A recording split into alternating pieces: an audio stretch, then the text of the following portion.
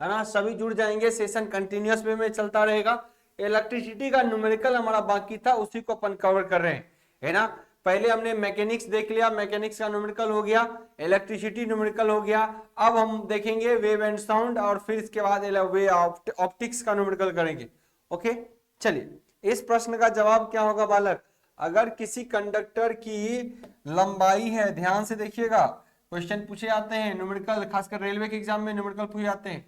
10 metre अगर लंबाई है और उसका प्रतिरोध है 2 ओम, अगर कह रहा है इसको 5 गुना से स्ट्रेच किया गया, कितने से, 5 गुना से, 5 टाइम्स इसको खींचा जाए, तो नया प्रतिरोध क्या होगा, तो नया प्रतिरोध क्या होगा, इस प्रश्न का जवाब करेंगे सभी बालक। बढ़िया क्वेश्चन है, अगर आप लोग कर सकते हैं तो प्लीज करें, अगर आप लोग इसका सॉल्यूशन कर सकते हैं तो प्लीज एक बार एफर्ट्स दीजिए, मुझे लगता है किया जा सकता है, आप कर भी सकते हो अगर आप एफर्ट्स लगाओगे तो।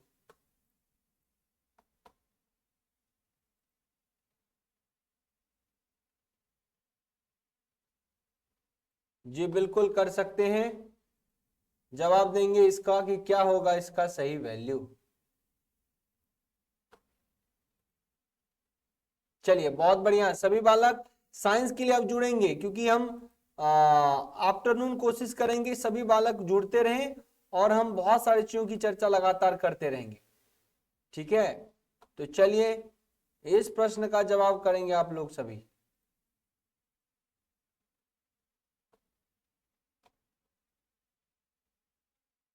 क्या होगा इस प्रश्न का जवाब, जब तक मैं एक सेशन करवा दे रहा हूं इसको कनेक्ट, इस सेशन का जवाब क्या होगा।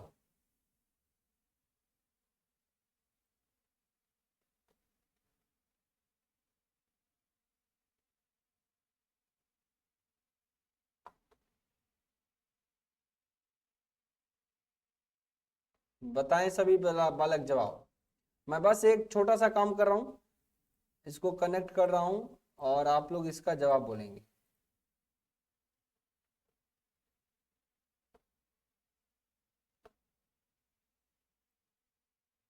चलिए कुछ बालक के जवाब आए हैं, शर्मा जी कह रहे 10 ओम होगा, बाकी बालक बताएंगे, शर्मा जी कह रहे 10 ओम होगा, बाकी सभी बालक जवाब देंगे इस प्रश्न का।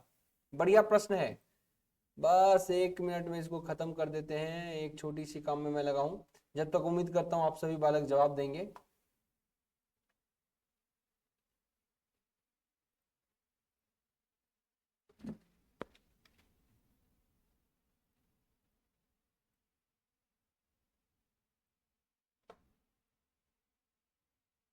चलिए काम कंप्लीट हुआ, इधर का work finally work done is completed.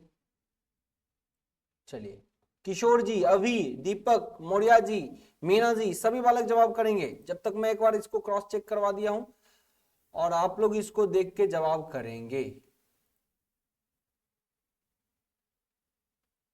चलिए बहुत बढ़िया,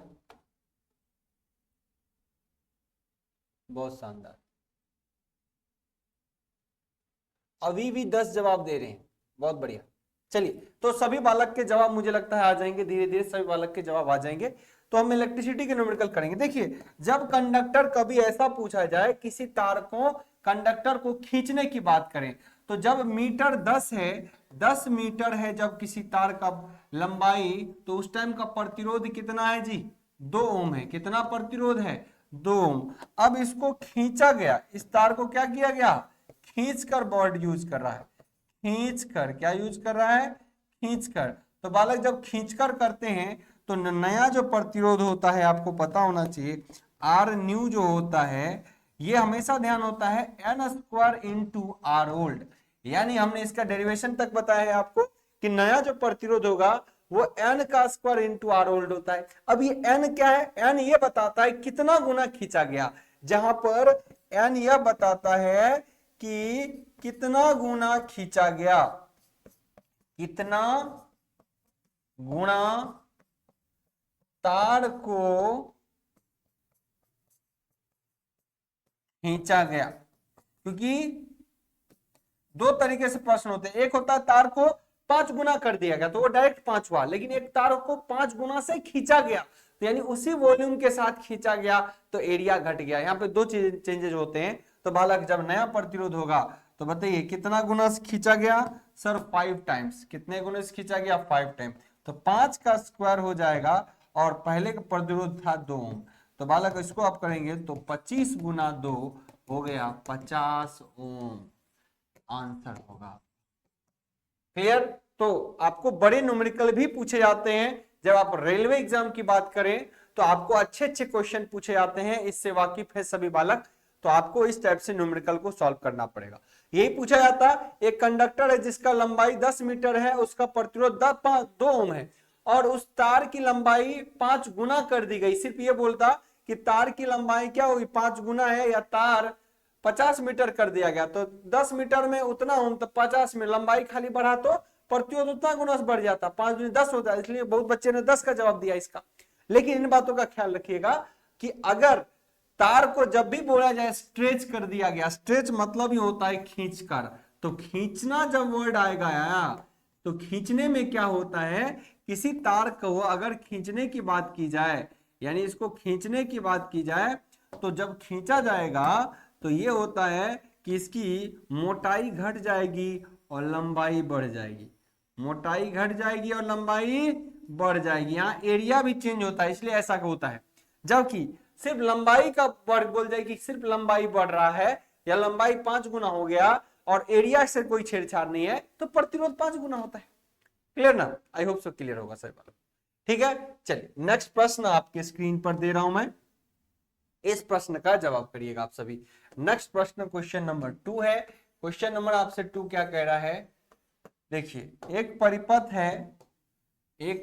है, ये रेजिस्टेंस है 10 ओम का, ये रेजिस्टेंस है 10 ओम का, है ना, और ये सर्किट है, और यहां एक वोल्टेज दिया हुआ है आपको बालक 20 वोल्ट का, है ना।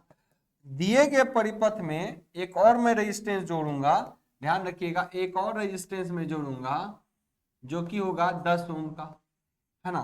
तो क्वेश्चन क्या कह रहा है, इन गिवन सर्किट, क्वेश्चन क्या कहेगा आपसे, दिए गए परिपथ में या इन गिवन सर्किट, क्वेश्चन को ब्लैक से लिखता हूं, इन गिवन सर्किट दिए हुए परिपथ में, इन गिवन सर्किट दिए हुए परिपथ में circuit, if 10 ohm resistance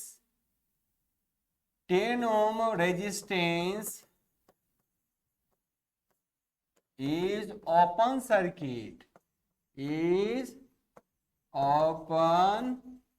circuited, then the value of current,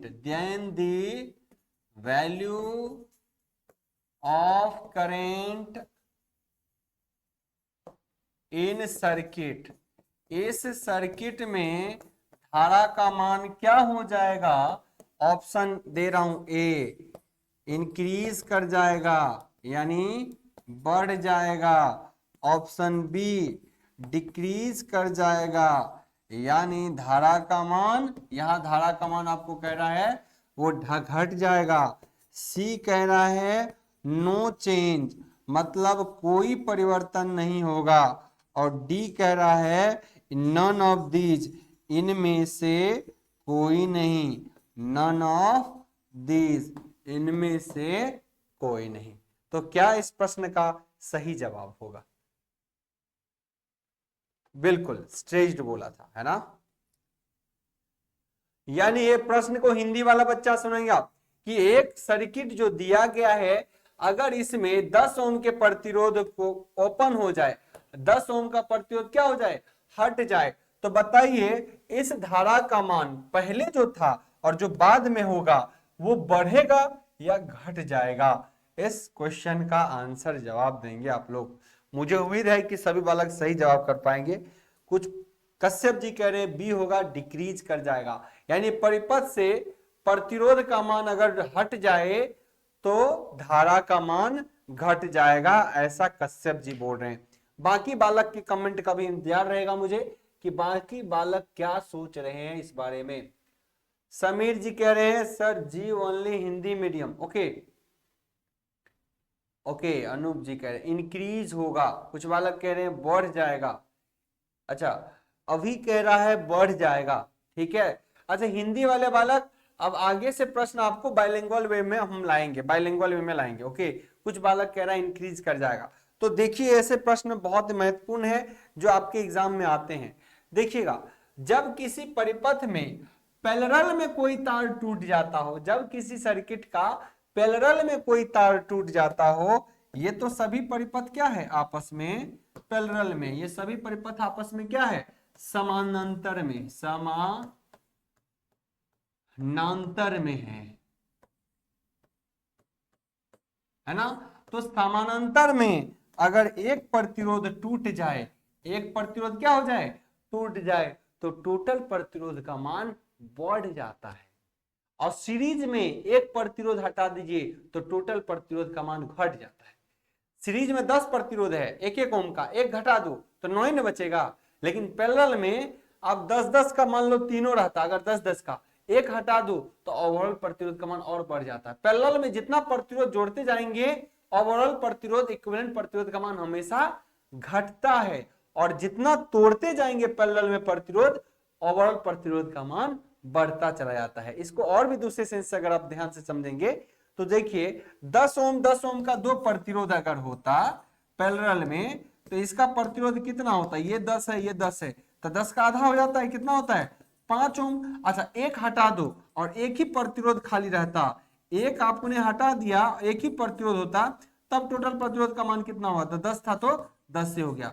मतलब जब आपने किसी सर्किट में एक प्रतिरोध हटा भी दिया तो देखो पैरेलल से एक प्रतिरोध हटाया तो ओवरऑल प्रतिरोध का मान बढ़ जाता है, ये ओवरऑल प्रतिरोध का मान बढ़ गया। यहाँ पे क्या है कम है, तो यहाँ 3 प्रतिरोध है, उसमें से एक प्रतिरोध अगर हट गया तब भी ओवरऑल प्रतिरोध का मान क्या हुआ बालक बढ़ गया। ओवरऑल प्रतिरोध का मान क्या हुआ परिपथ में बढ़ गया, तो प्रतिरोध का मान बढ़ गया तो धारा का मान क्या होगा हमेशा कम, क्योंकि धारा का फॉर्मूला होता है वोल्टेज बटा रेजिस्टेंस। अगर सर्किट में टोटल रेजिस्टेंस जिसको इक्विवेलेंट रेजिस्टेंस बोलते हो, आर इक्विवेलेंट रेजिस्टेंस का मान बढ़ जाए तो सर्किट में धारा का मान घट जाएगा, सो डिक्रीज होगा।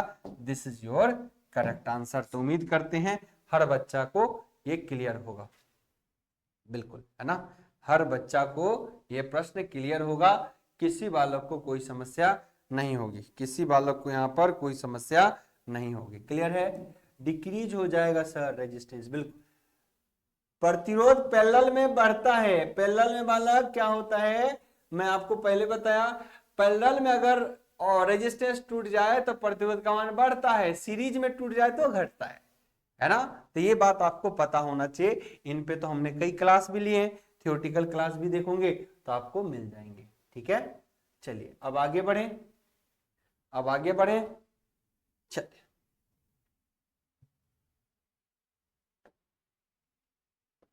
नेक्स्ट क्वेश्चन है आपके लिए इलेक्ट्रिसिटी का थॉट। इस बार क्या कह रहा है, एक सर्किट दे दिया आपको, एक लोड दे दिया, इस लोड का मान 5 ओम है, दिया हुआ सर्किट में वोल्टेज सोर्स 100 वोल्ट बोल रहा है, तो आपसे ये कहेगा इस दिए हुए प्रश्न में क्या कहेगा, इन गिवन सर्किट, क्या बोलेगा इन गिवन सर्किट दिए हुए परिपथ में, इन गिवन सर्किट दिए हुए परिपथ में, इन गिवन सर्किट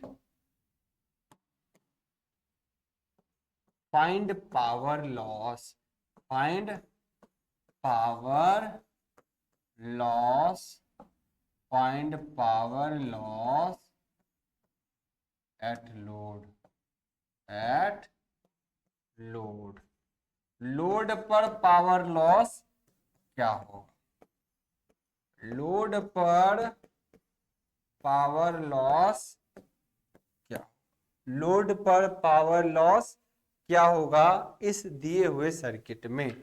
लोड पर पावर की क्षति कितनी होगी अगर एक सर्किट में 100 वोल्ट वोल्टेज अप्लाई है और लोड का प्रतिरोध 5 ओम है। इस प्रश्न का जवाब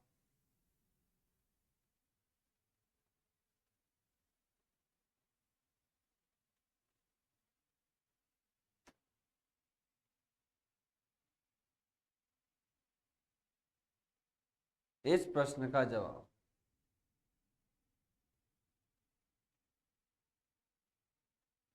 क्या होगा? हाँ, इससे शर्मा जी, इससे पहले वाले सर्किट में करंट ही पूछा है। इससे पहले वाले सर्किट में तो करंट पूछा है। तो जब एक रेजिस्टेंस टूट जाए तो ओवरऑल प्रतिरोध का मान बढ़ गया, ओवरऑल प्रतिरोध का मान बढ़ गया तो बताइए धारा क्या होगा? घटेगा ना, धारा तो घटा है, धारा डिक्रीज किया। चलिए, इस क्वेश्चन का जवाब सभी बालक करेंगे, मुझे नहीं लगता किसी से गलत हो जाएगा, मुझे नहीं लगता किसी बालक से गलत होगा।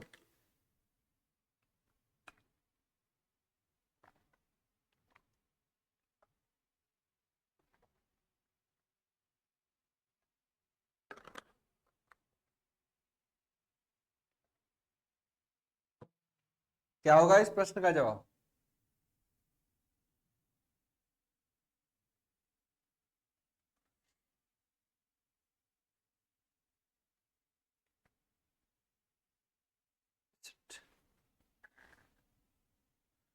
चलिए, कोई बालक है, एक सेकेंड, शायद जवाब नीचे जा रहा है, जवाब नीचे जा रहा है, आ ही नहीं रहा जवाब, क्या बात है, नहीं बनेगा ये प्रश्न? अरे यहाँ पे पावर लॉस पूछा है, इस सर्किट में पावर लॉस नहीं निकलेगा, पावर की क्षति, पावर लॉस, पावर लॉस। जब आपको पावर लॉस पूछता है बालक तो वो आपका आई स्क्वायर इंटू आर होता है या वी इंटू आई होता है या वी स्क्वायर आर होता है। तीनों फॉर्मूला में कोई भी फॉर्मूला लगा दीजिए, आपका काम हो जाएगा। तो पावर लॉस की बात करें, ये देखिए वोल्टेज है ना इस सर्किट का, तो या तो करंट निकाल लो, जो भी तरीका से आप करोगे। हालांकि इस लोड का वोल्टेज वही है 100 वोल्ट, यहाँ भी है, इस लोड पे भी कितना वोल्टेज मिलेगा 100 वोल्ट। तो वोल्टेज भी है, प्रतिरोध भी है। जब वोल्टेज भी है, प्रतिरोध भी है, तो कौन सा पावर का फॉर्मूला लगेगा? पावर लॉस बराबर वोल्टेज का स्क्वायर बटा आर, ये लगा देंगे। सो वोल्टेज का स्क्वायर बटा आर। अच्छा, वोल्टेज का स्क्वायर कितना है? 100 गुना 100। प्रतिरोध कितना है? 5। क्या समय लगना था इसमें? 20 पंचे 100। अच्छा, 20 पंचे 100, 2000 वाट हो गया। कहाँ इसमें समस्या आई? कोई समस्या है क्या? किसी वालों को कोई समस्या नहीं? This is your answer. यही क्या होगा आपका आंसर होगा। होगा कि नहीं बालक? होगा कि नहीं? किसी बच्चे को ऐसा नहीं होना चाहिए कि ये समझ में नहीं आए, है ना? किसी को ऐसा नहीं होना चाहिए कि समझ में नहीं आ रहा। ठीक है, आइए आइए, next next next, question number 4। Question number 4 क्या कह रहा है इस बार, है ना?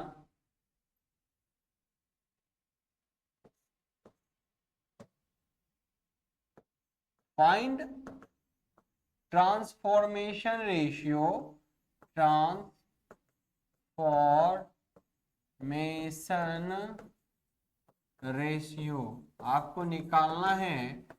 ट्रांसफॉर्मेशन रेशियो क्या निकालना है? Find transformation ratio if primary, if primary and if primary and secondary, if primary and secondary voltage is, अगर प्राइमरी तथा सेकेंडरी वोल्टेज जो है वो क्या है? 100 is to 200। अगर प्राइमरी तथा सेकेंडरी वोल्टेज 100:200 की रेशियो में है, तो आप बताएंगे इस सर्किट का ट्रांसफॉर्मेशन रेशियो क्या होगा, इस सर्किट का के का मान क्या होता है। कोई बालक है जो जवाब देगा इस प्रश्न का, है ना। चूंकि अच्छे इलेक्ट्रिसिटी में प्रश्न आते हैं जब आप न्यूमेरिकल सॉल्व करते हैं, जब आप न्यूमेरिकल सॉल्व करते हैं तो अच्छा खासा प्रश्न पूछा जाता है।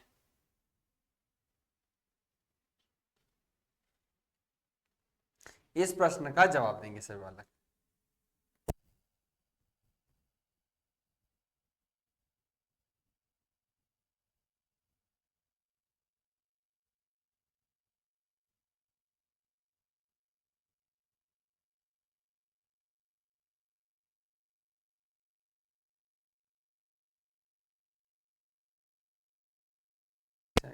ठीक, चलिए इस प्रश्न का जवाब कोई देगा बालक, इस प्रश्न का जवाब कोई देगा।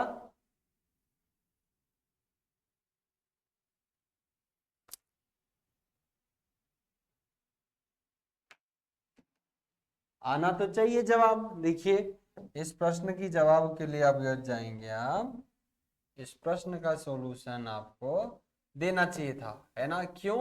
क्योंकि आपने पढ़ा है, पहले आपको पढ़ाया गया है, डायरेक्ट जवाब नहीं पूछ रहा, इसका सॉल्यूशन आपको देना चाहिए। और ये एग्जाम में आपके पूछता है, इन बातों का ध्यान रखना। ट्रांसफॉर्मेशन रेशियो जो क्यों होता है, यह बालक सेकेंडरी वोल्टेज बटे प्राइमरी वोल्टेज का रेशियो होता है। सेकेंडरी टर्न्स ट्रांसफार्मर का और प्राइमरी टर्न्स का रेशियो होता है। प्राइमरी धारा बटा सेकेंडरी करंट का रेशियो होता है। तो ये फॉर्मूला आपको हमेशा दिमाग में चलती रहनी चाहिए, ध्यान रहे, ये फॉर्मूला हमेशा आपके दिमाग में चलती रहनी चाहिए। यानी अगर आपको के का आंसर यहाँ पे करना है, सेकेंडरी वोल्टेज क्या अच्छा, प्राइमरी इज टू सेकेंडरी, पहले प्राइमरी दिया है 100 और सेकेंडरी दिया 200, तो 200 बटा 100 बराबर क्या होगा 2। के का मान क्या है, के का मान यहाँ पे 2 होगा। क्यों नहीं जवाब कर पा रहे हैं बाकी बालक, शर्मा जी, अभी, सुधांशु, कश्यप, राहुल, मीना जी, बहुत कम बच्चे जवाब कर पाए हैं एप्लीकेशन पे, है ना। और वाईटी सेशन पे बहुत कम लोग हैं। अनूप क्या हो रहा है आपका, है ना। तो ये बताएं आप लोग की क्या समस्या है, इसके अंदर कोई समस्या नाम की चीज तो नहीं होनी चाहिए। क्यों नहीं बन पा रहा है, सारी चीज आपको बताई गई हैं, कोई रीजन, कोई समस्या। चलिए बाकी बच्चे क्वेश्चन को जवाब देते रहिए, है ना। समझिए इसमें क्या दिक्कत आ रही है, ऐसा तो कोई समस्या वाली चीज नहीं है। नेक्स्ट क्वेश्चन आपके लिए कह रहा है क्वेश्चन नंबर 5। चूंकि ये न्यूमेरिकल है ना, इलेक्ट्रिसिटी का थ्योरेटिकल वाला पार्ट तो देख ही रखे हैं, अब न्यूमेरिकल पार्ट आपको देखना पड़ रहा है, ठीक है ना। आइए नेक्स्ट क्वेश्चन आपको कह रहा है कि फाइंड करेंट इन दिए हुए सर्किट में, गिवन सर्किट, दिए हुए सर्किट में आपको धारा निकालना है। क्या करना है, धारा निकालना है। Find current in given circuit, तो आई आपको निकालना है। अब सर्किट क्या होगा, इस बार परिपथ में बैटरी लगा होता है, इस बार क्या होता है, परिपथ में बैटरी लगा देता है और आप उलझ जाते हो। परिपथ में इस बार बैटरी लगा देगा और यहाँ पे कहेगा 1 ओम का प्रतिरोध यहाँ है, 1 ओम का प्रतिरोध, 10 वोल्ट की बैटरी यहाँ है, 5 वोल्ट, है ना। 4 ओम का प्रतिरोध यहाँ है ना, 4 ओम का यहाँ है और 11 ओम का प्रतिरोध, 9 ओम का प्रतिरोध यहाँ, है ना। तो इस दिए गए परिपथ में धारा का मान क्या, इस दिए हुए परिपथ में धारा का मान क्या, इसका जवाब देंगे आपसे, क्या होगा।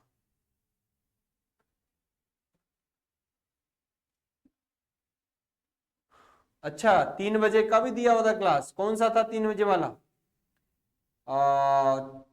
थोड़ा शायद आज शेड्यूल का मुझे लगता है दिक्कत रहा कल से उसको भी हम रिकवर कर लेंगे, कल वाला क्लास को भी रिकवर कर लेंगे, ठीक है ना, कल वाले क्लास को रिकवर कर लेंगे, हो जाएगा अपना।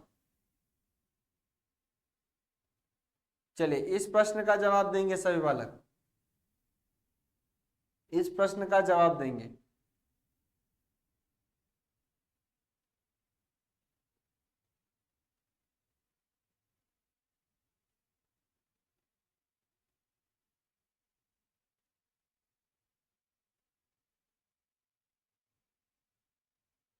इस प्रश्न का जवाब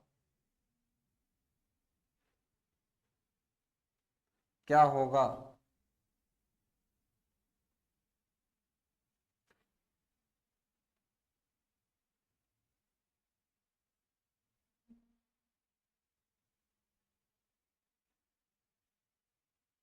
क्लियर है? नहीं है? बताइए, ये परिपथ है ना, ये परिपथ है। अब इसमें जब करंट गुजार रहा है ऐसे कोई, तो यही इसका धारा होगा। बताइए बालक, जब इसकी धारा आप निकालोगे, जब इसका सॉल्यूशन करोगे, तो सिंपल इस परिपथ में जब आप धारा निकालते हो तो आपको पता होना चाहिए वोल्टेज टोटल और प्रतिरोध टोटल, है ना। अब देखो बालक, इस सर्किट में टोटल प्रतिरोध कितना है? सब प्रतिरोध एक साथ है सीरीज में, 1 ओम, 1 ओम, 9 ओम, 4 ओम। तो टोटल प्रतिरोध अगर इस सर्किट में देखोगे तो आर इक्विवेलेंट का मान 1, 1, 2, 9, 11, 4, 15 ओम कितना है? अच्छा, बैटरी वोल्टेज टोटल कितना है? तो ये है माइनस, ये है प्लस, ये है प्लस, ये है माइनस। तो इधर जब आप चलोगे तो माइनस प्लस हमेशा जुड़ेगा। बैटरी का पोलैरिटी कैसे जुड़ता है? जब माइनस प्लस प्लस माइनस हो तो ये अपोजिट साइन वाला आपको जुड़ेगा, है ना, माइनस प्लस, तो ये हमेशा जुड़ने को बताता है। और जब प्लस प्लस काउंटर एक ही साथ रहे दो बैटरी का तो हमेशा घटता है। तो यहाँ प्लस यहाँ माइनस है तो जुड़ेगा। सो कितना होगा? 10, 5, 15। तो टोटल वोल्टेज का मान कितना आ गया? 15। वोल्टेज का मान कितना? 15। तो बालक जब इसको निकालेंगे तो 15/15, तो धारा का मान कितना होगा? 1 एम्पीयर। धारा का मान कितना? 1 एम्पीयर हो जाएगा। क्लियर? तो ये भी बात आपको ध्यान में होना चाहिए। Clear Rakesh? I hope so clear होना चाहिए। किसी बालक को कोई समस्या इसमें एकदम नहीं होनी चाहिए, ठीक है, एकदम समस्या नाम की चीज नहीं होनी चाहिए। तो इलेक्ट्रिसिटी में बेसिक क्वेश्चन होते हैं। बाकी हम आपको फिर से जितने भी रेलवे में क्वेश्चन आते हैं उन सारे क्वेश्चन का एक और सेट देंगे। इससे पहले एक दिन सेट कराया था, फिर ये सेट कंप्लीट करा देंगे। तो हमारा इलेक्ट्रिसिटी का न्यूमेरिकल वाला हिस्सा भी हो जाएगा, थियोरेटिकल हिस्सा ऑलरेडी कर रखा है, ठीक है ना। टेक्निकल गुरु कौन से ऐप पे बता रहे हो? टेक्निकल गुरु बताइए कौन से ऐप पे बता रहे हो, ठीक है ना। तो आई होप सो सभी बालक को जानकारी हो चुका है।